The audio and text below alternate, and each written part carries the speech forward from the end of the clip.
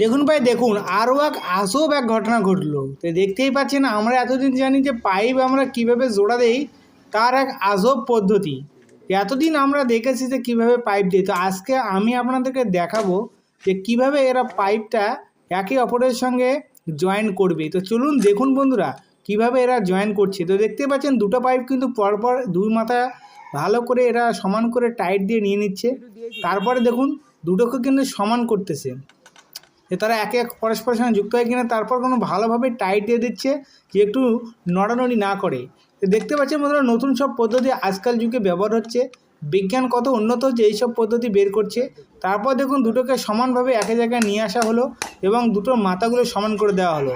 তারপর দেখতে পাচ্ছেন এবং হালকা ফাঁকা করে, এটা হচ্ছে একটা কারেন্টের এক যেটা হিটার, যেটা গরম করে এই দুটোকে একটু হালকাভাবে গলানো হচ্ছে। তো দেখতে পাচ্ছেন এখানে কিন্তু পুরোপুরি প্রেশার দিয়ে দেখুন এখানে গলা হয়ে গেছে।